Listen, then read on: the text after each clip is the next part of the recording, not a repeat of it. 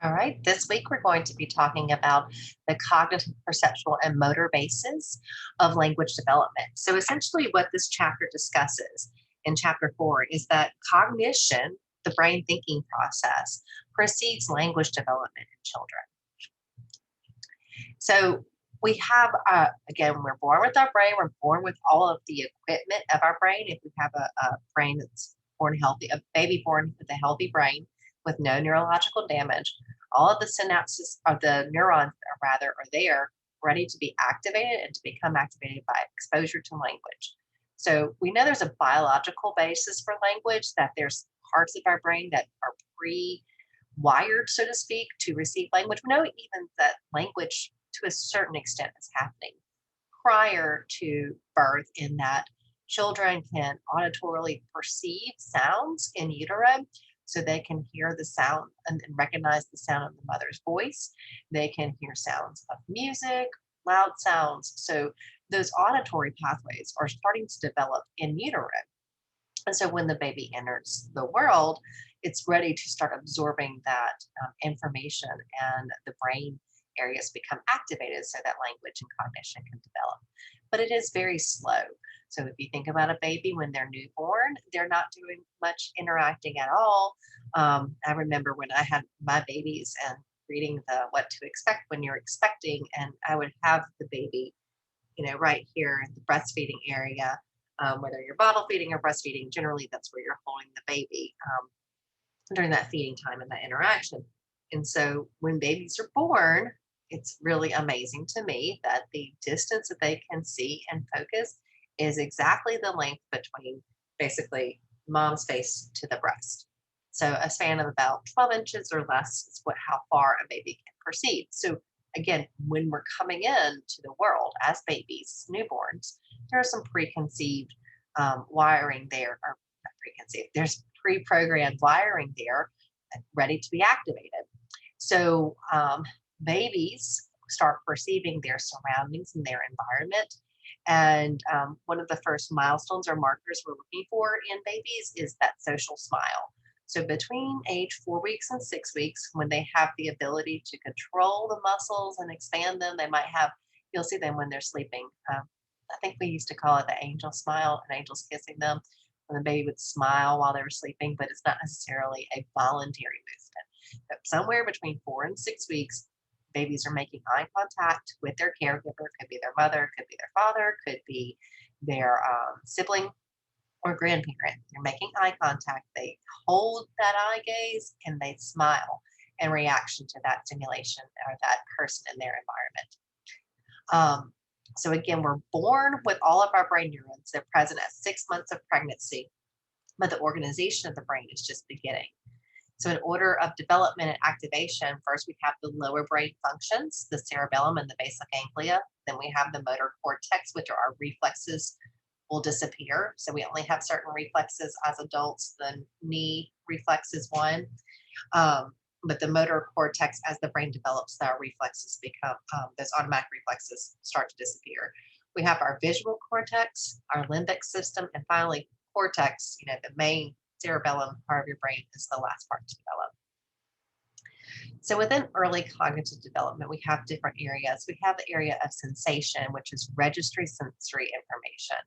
So in the fetal stage, you have sensation of touch and sounds. Like I said, a baby can perceive sounds while they're in utero. In the newborn stage, we have our middle ear starts to become more sensitive to sounds at around 2 weeks. But the baby can't focus or pay attention to the sounds. There's no sound localization happening, and you need a pretty moderate stimuli to get attention. Now, when the baby moves from the newborn to the infant stage, so think 3 months, maybe a little bit more, it's when the baby's most receptive and alert, but not overly active. So there's basically three levels of alertness. There's low alert, low alert, almost lethargic, where the baby's not going to be very responsive. You want the baby responding a little bit to the environment, paying attention, looking around, listening. But if the baby's overstimulated, too highly alert, too highly active, then learning's not going to occur because the baby's overstimulated or overwhelmed. So by age 2 months, again, infant stage 2 to 3 months, we have selective attention. They can choose to focus on just one or two things in their environment, really one. They have habituation, which lets them attend to new things without focus on the old stimuli they knew. So let's say they have a new sound in their environment, such as a dog barking. They've never heard a dog barking until they go to the grandparent's house who has a dog, and they don't have a dog at their house. And so you'll see the baby perceive that and pay attention to that sound. So those are the sensation development. In our area of perception, which we use sensory information and our previous knowledge. So sensation is just basically orienting to what's going on in the environment, the sounds and the stimuli. For our perception, we have, excuse me, two areas: auditory perception, where a baby is exposed to sounds in the environment and they hear the speech over and over again. So whenever the baby's first hearing it, there's no distinction between that there's a specific word. Basically, we sound like Charlie Brown's teacher, if you've ever watched that. The baby can't perceive any sounds or any words. And then as the brain is developing, the baby's going to start to perceive that these are different sounds. That when we say mama, there's two things that our mouth is doing and the sounds that we're making. Mama, as the baby's going to start to, okay, my hair, recognize, not in a cognitive way that they're aware, but they start perceiving the differences between mama and dada, for instance. And that's because we're talking to the baby and we're saying, oh, mama loves you. You're so sweet. Oh, are you mama's baby? Are you mama's sweet little girl or mama's sweet little boy? And we refer to ourselves and what we want them to call us when we're talking to the babies and doing that baby talk, motherese, so to speak. That's how they start to perceive that. In the visual perception aspect, they learn to attend to faces early. They can discriminate facial expressions. By 3 months, they can perceive facial differences. So by 3 months, they can tell the difference between mama's face and daddy's face and grandma's face and perceive that I know mama's face if mama's at home with the baby better than anybody else. And that's primarily our primary caretakers in our society. Although there could be the father could be the one staying home with the baby. Always depends on the certain family situation. And if you've had a baby in a C-section, you're down for 8 weeks at least. Is what the doctors want you to do, at least, because you need that much time as the mother to heal. For motor control, we have our neonatal reflexes, twitches, jerks, or random involuntary motor patterns called reflexes. These are the ones that eventually disappear. These are also red flags in, say, a baby who's developing those reflexes aren't disappearing. That's showing that our higher cognitive processes aren't developing. And we have oral, which is the phagic bite and root. Rooting of the baby's mouth, that disappears by 3 months, and it goes into the rhythmic suck swallow, where they go. And that's where we get that sensation or that control from forced nursing, whether it's going to be breast nursing or it could be bottle feeding. Either one, they still have to have that pattern to be able to control and ingest the milk. And it emerges about 6 months post-conception. Something else I was going to say. Oh, pacifiers. Pacifiers are always also really good in these early infant stages for developing that rhythmic suck swallow pattern, and they're also very soothing for babies. So we're not an anti-pacifier profession when they're newborns, because it's an evidence-based practice to help children, particularly those children in the NICU, develop that suck swallow motor control that they need to gain nutrition. And then finally, we have cognition that's developing. The connections are determined by experience. So if the baby's not hearing language, baby will not learn language. We have to have that exposure in the baby's environment. So you have an early period of neural patterning, making these patterns in the with the neurons, which is where your synapses form.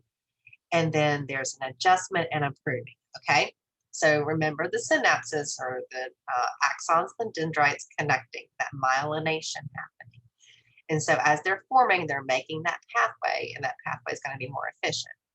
Well, let's say you still remember how the axons and dendrites kind of look like webs, and maybe one was more efficient or more effective than another.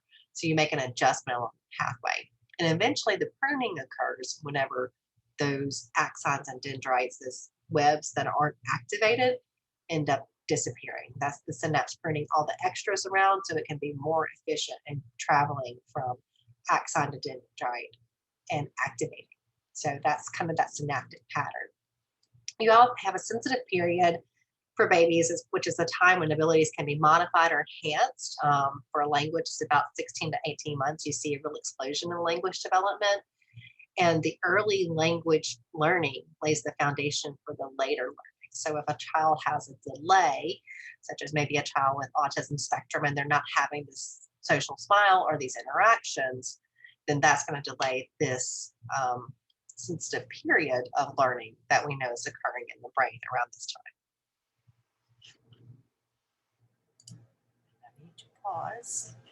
Here is my pause. Sorry, y'all. Can't find my. Okay, just going to go on. Really could use a sip of water. All right. So in the learning process, it begins early, and the ability to learn and retain new learning increases with age from birth.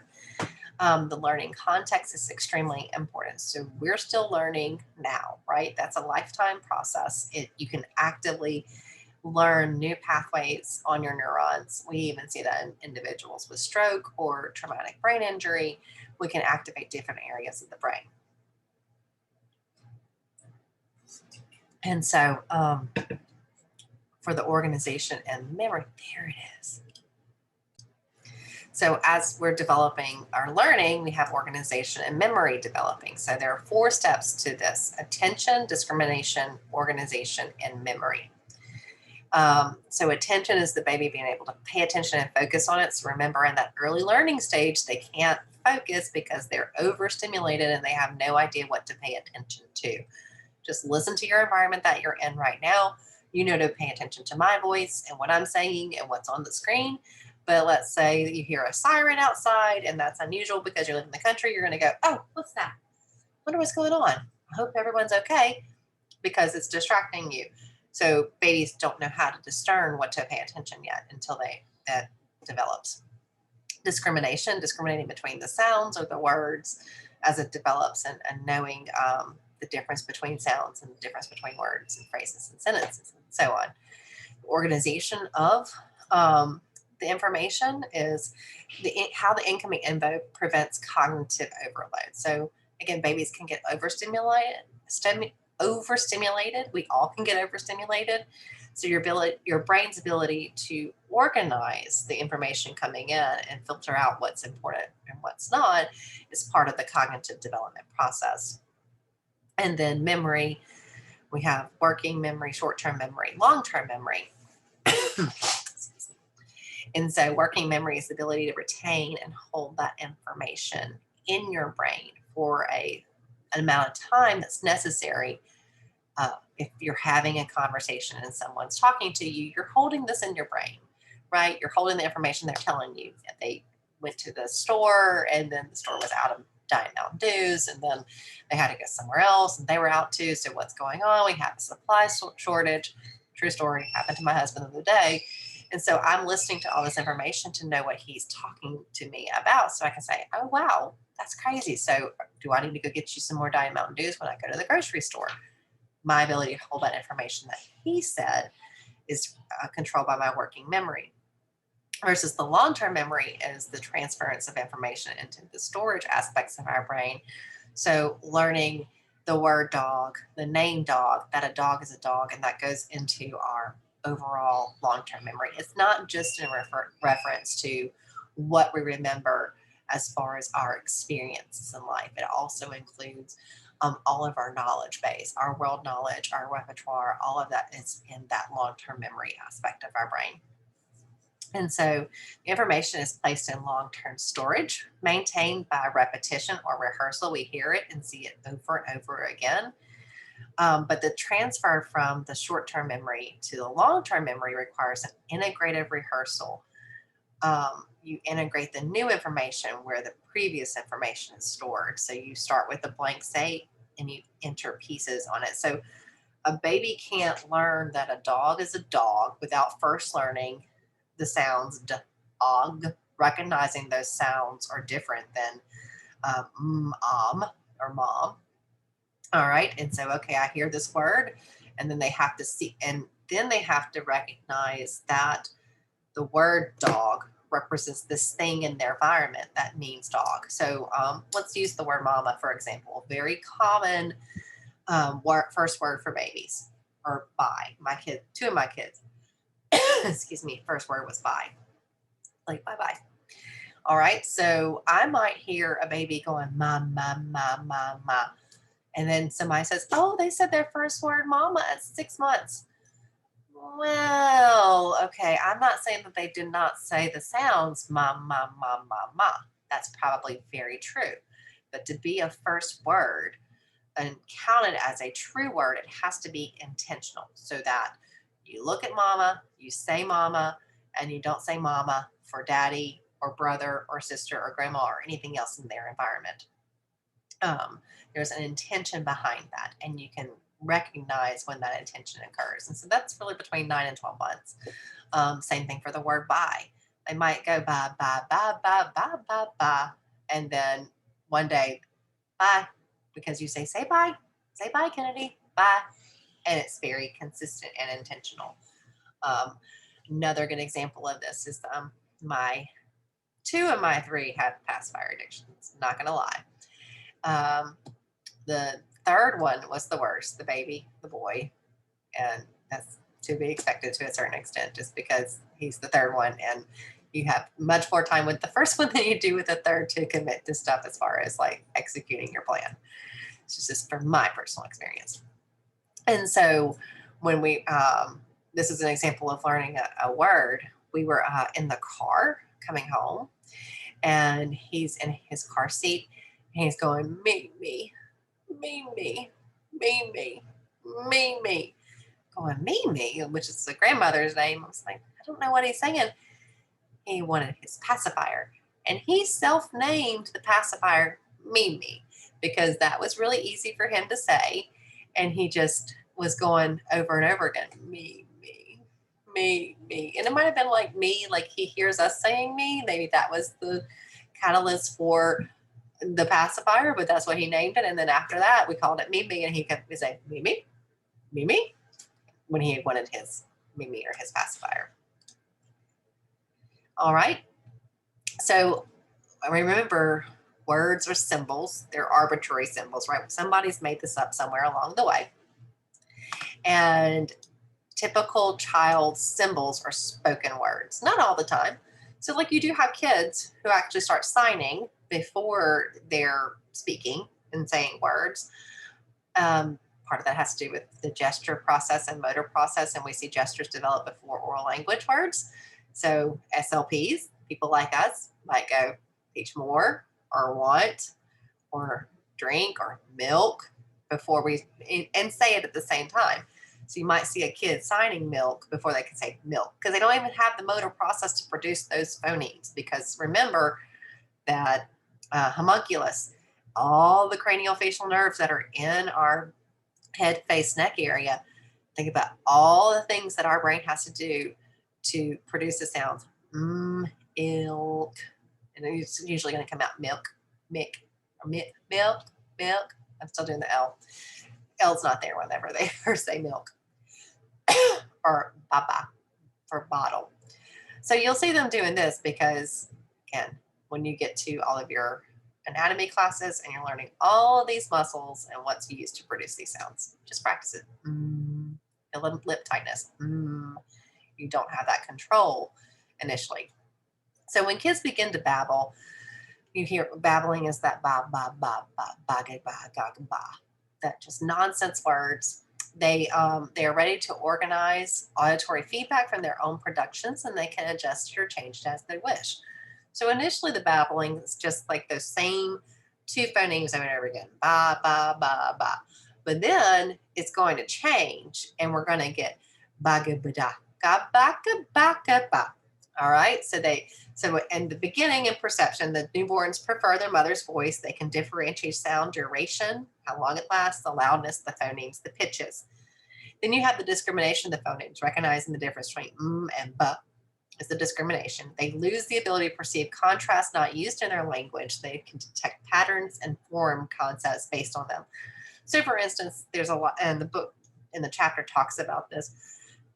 We can perceive sounds in our own language, but we have difficulty perceiving sounds that are not natural to our language. So, for instance, a sound that maybe occurs in Japanese or Chinese that isn't a sound in the English language, babies can't perceive that in that 9 month to 12-month range that we see this sound development and this perception occur. Right. So for the prosody is the flow of language, because English is a stress time prosodic pattern.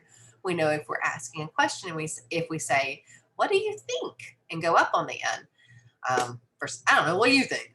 That's a very different tone in prosody. Sarcasm, prosody comes in there. So we have a stress time prosodic pattern in English, and the babies can perceive that. And then we also have phonotactic organization, which is syllable structure, how words are structured around syllables, and every word must have a syllable, and sound combination rules. So there are certain sounds we can never put together. For instance, j, even though we have JKL in the alphabet, we'll never go j, the j and the k sound together. Doesn't flow, right? Like, try to make that sound, and how difficult is it? So infants with better word segmentation skills have better language by age 2 if they can perceive that those are different words.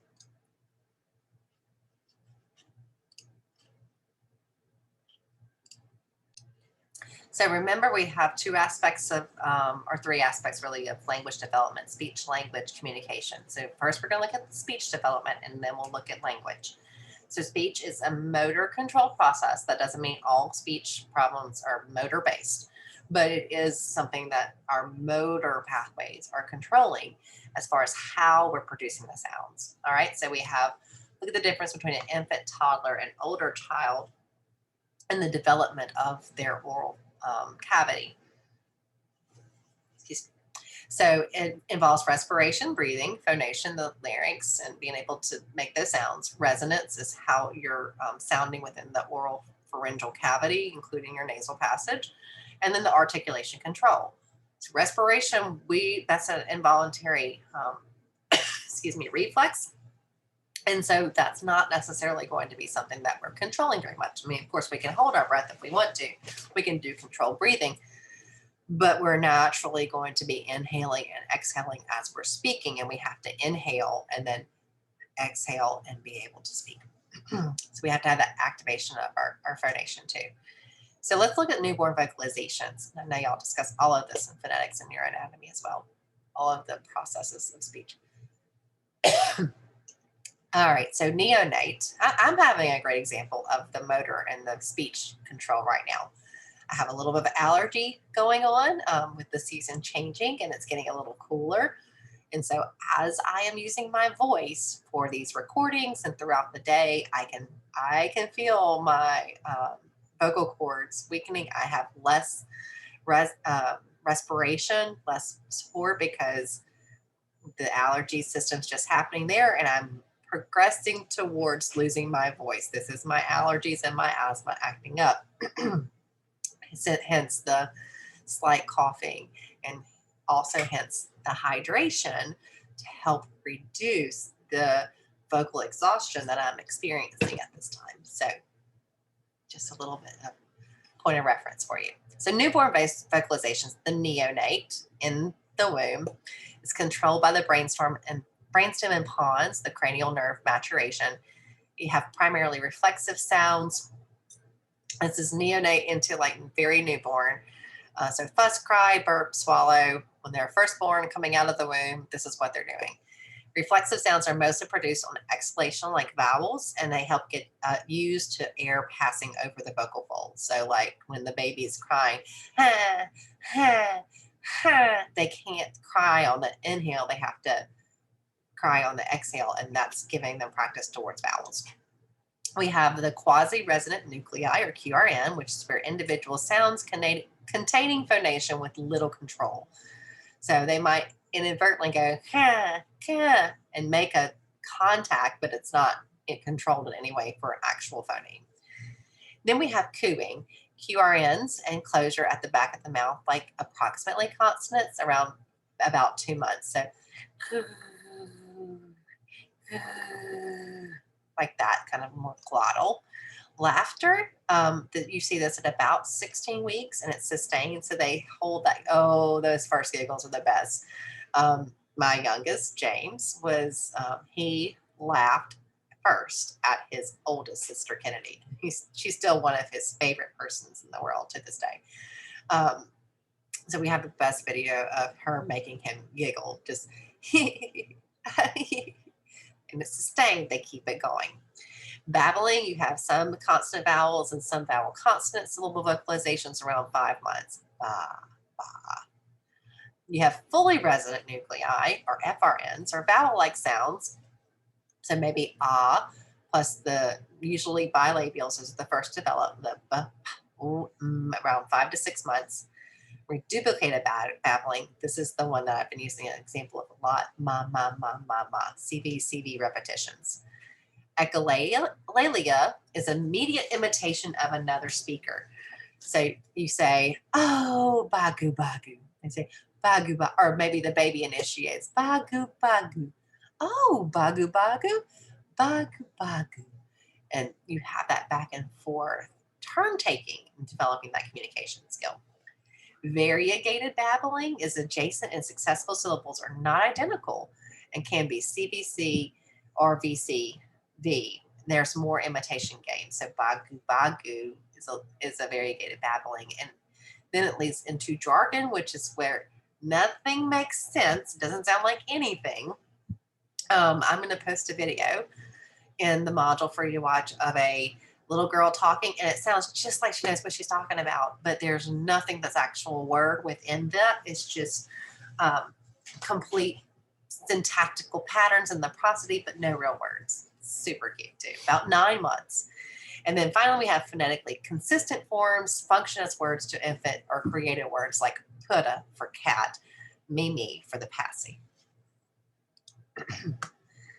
So for language, let's think about cognitive development as it's related to language development. If we want to think about recognition memory, think what's involved in answering a multiple choice question. You recognize the answer versus a recall memory question, which is similar to answering a fill in the blank question. You must retrieve it from the stored memory. And so that's a good example of how the memory functions are different and impacting the language development. So initially we have representations, which are descriptions of concepts stored in our brain, a mental image that stands for something. So they immediately get a mental image of their parent or their caregiver in their life, mama, dada, siblings, grandma, whomever.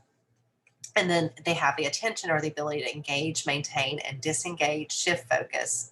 As the intention develops, the language is going to start developing, but they have to be able to attend to what is being said. This is where joint attention comes in. All right, so joint shared attention when two people attend to the same thing, a toy. So if we have a toy like a rattle and we're playing with it together and the baby's looking at it and you're looking at it, and the baby doesn't start looking at something else while you're still playing and looking at the rattle, you look at it together. Joint attention, if it's not developing at the time that we expect it to develop, is a huge red flag for language problems, whether it be autism spectrum, developmental disorders, language disorders. That's one of the first things when we're looking at infants and babies, that if they're not having that shared joint attention, that's a red flag for us. Then you have processing speed. If the faster it is, it may allows us to have rapid mental operations and quickly retrieve that information, which increases our working memory for speech input, because working memory is going to also be involved in being able to hold that information and then get that motor speech output that we want. So Our memory is the better adept at encoding, storing, consolidating, and retrieving representation. So we want it to be able to link words to references easier. Recognition memory, how we can comprehend in gestural communication, receptive expressive language. Recall memory, the ability to bring it back from your memory and recall it. So remember last live class when I was having difficulty pronouncing that particular word? It's because I had recognition memory. I remembered it, and now I can't even recall the word that it was. I just know it was a word that I was not used to physically saying. And so my recognition memory was there, but my recall memory was a little bit more deficient because it took longer for me to be able to retrieve it from my long-term memory storage. It wasn't automatic. So representational competence equals extract commonalities and represent the abstract symbols. So what we see developing in regards to language, we have symbolic play. They use an object other than the intended purpose. So for instance, they take a fork and spoon are coming to mind, but they take something that looks straight and pretend like it's a fork or spoon to feed the baby. They have a baby, but they don't have a fork or spoon, so they pick up maybe another toy in their area and pretend to feed it to the baby. Or so again, a toy that doesn't represent actually what it is. Or using a fork to play like drums, like you use the fork and you bang it with the drum, and that's playing with it rather than using it to eat.